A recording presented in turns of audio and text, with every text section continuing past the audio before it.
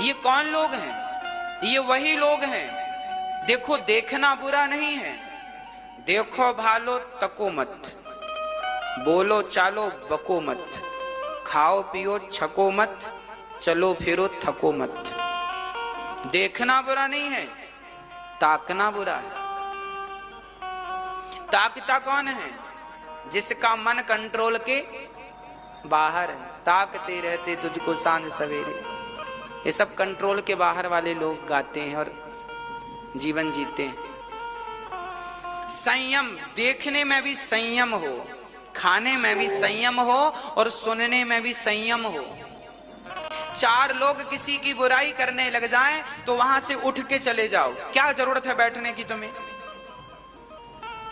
किसी की बुराई क्यों सुने हम? क्यों अपने कान खराब करें? अरे कानों से कथा जाएगी तो मन साफ होगा, और कानों से किसी की निंदा बुराई जाएगी तो मन और गंदा हो जाएगा। काहे को फोकट में गंदगी पालो? क्यों किसी की निंदा सुनो, बुराई? क्या फायदा? अरे पड़ोसन अच्छी है बुरी है, हमें क्या लेना देना? चूल्हे में जाए पड़ोसन और पड़ोसी भी चूल्हे में जाए, हमें करना क्या उनसे? क्यों उनके चक्कर में हम अपना कीमती समय खराब करें? मूर्ख हैं वो लोग जो दूसरों की बातें करके अपना समय गवाते हैं। मूर्ख हैं, महामूर्ख हैं। क्या करना फला व्यक्ति कैसा है, हमें क्या करना उससे? तुम कैसे हो, हम कैसे हैं, इससे मतलब रखो ना। हम कैसे हैं? हमारा मन तो खुद परेशान करता, हम दूसरों को क्या कहें? हम दूसरों की बुराइयां क्या देखें? तुम सब बढ़िया हो, हम ही अच्छे नहीं हैं। बुरा जो देखा न मैं चला, बुरा न मिलिया कोई, हम ही सबसे बुरे हैं। अपनी इंद्रियों पर विजय प्राप्त करो।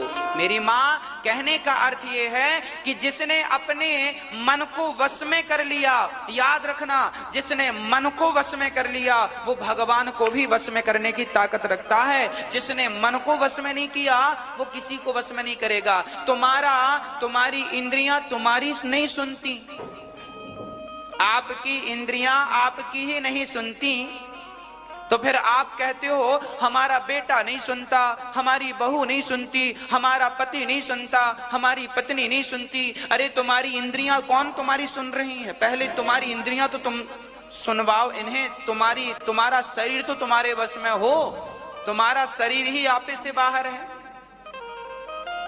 आपकी इच्छाएं ही आपके आपे से बाहर हैं। आपकी इच्छाओं पर आपका कंट्रोल नहीं है, आपके खान पान रहन सहन बोल चाल में आपका कंट्रोल नहीं है, आपके मन पर आपका कंट्रोल नहीं है, तो बेटा बेटी पर तुम क्या कंट्रोल कर लोगे? भाई, पानी में कोई डूब रहा है तो मैं उस डूबते हुए व्यक्ति को तब बचा पाऊंगा जब मैं स्वयं तैरना जानता हूं। अब मैं तैरना तो जानता नहीं हूं और पानी में कोई डूब रहा है, मैं होशियारी में कूद गया तो क्या होगा? अभी एक मरा है, अब तुम भी मरोगे। होशियार बन रहे थे, हाँ? तो पानी में उतरने के पहले तैरना सीख लो।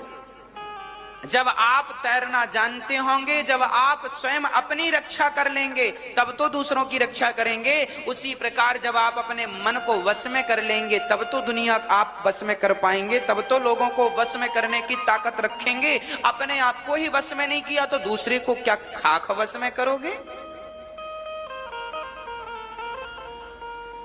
हाँ, पहले अपने आप को जीतो, अपने क्रोध को जीतो। आपको गुस्सा आ जाता है, गुस्सा आता कि नहीं? हमारी मैयाएं गुस्सा कर लेती हैं कई बार,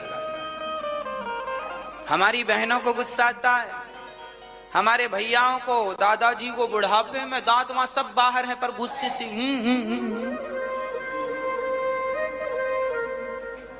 गुस्सा आता है। देखो मैया, तुम्हारे पिताजी, तुम्हारे दादाजी, जितने लोग बैठे हैं, आपको बोल रहा हूं, आपके पिता, आपके दादाजी और आपकी इतनी उम्र हो गई, क्या आपने अपने गुस्से पर कंट्रोल किया? क्या अपने क्रोध को जीत पाए? इसका मतलब क्या है? तुम हारे हुए व्यक्ति हो के नहीं, तुम्हारे भीतर का जो क्रोध है उसने ही तुम्हें हरा दिया है। आपके भीतर की जो इच्छाएं हैं उनसे तो आप जीत नहीं पाए, तो जमाने से क्या जीतोगे? इसलिए पहले अपने क्रोध पर विजय प्राप्त करो। कहां गुस्सा करना है, कहां नहीं करना, विचार करो।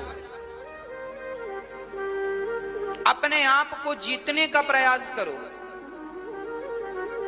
अपने क्रोध पर काबू करो। क्यों गुस्सा आता है भाई, क्या जरूरत है इसको आने की, फिर भी आता है।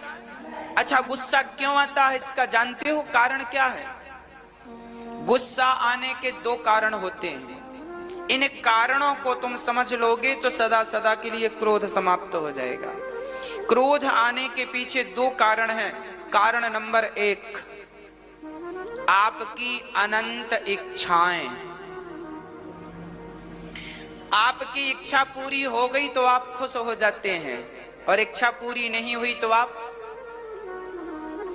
गुस्सा करते हैं कि नहीं?